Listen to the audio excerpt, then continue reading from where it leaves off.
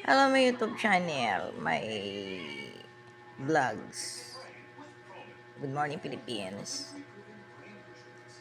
What more can I say? Regards sa Ate Beth, mga Facebookers, mga bashers, bakit si Ate Beth kasi patay na siya, si Ate Beth Isda, first casting ko siya. Alam mo yan, si Ate Beth, naging ate ko yan, kalahati. Meron siyang namatay siyang yung first love niya nung college. Sila pa rin, hindi alam na asawa niya. Secret, at mga anak. Totoo yan. Engineer ng Nawasa, first love niya sa college niya, hindi ko alam kung nagre-review na siya sa PSB, nagkakasalubong kami sa recto niyan eh. Hindi kami masyadong close, dito na lang after Germany niya, may sakit umuwi.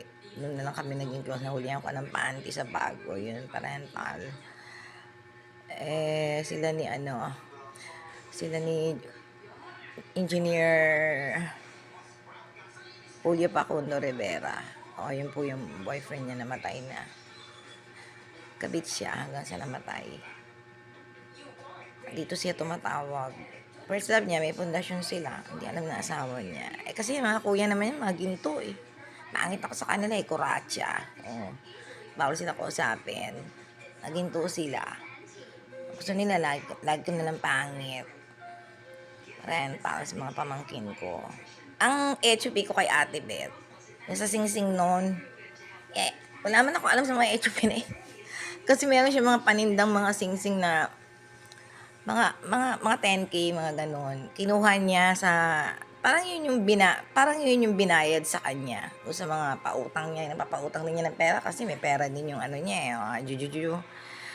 And then, nagustuhan ko yung isang 10 carats, nasanla ko na kasi lahat na alas ko sa Dubai. Wala na lahat, ubos na mga 24 carats, 18 carats, bracelet, quintas, Nagustuhan ko isang sing-sing, sabi ko, tingnan ko lang Ate Beth. Inuwi ko.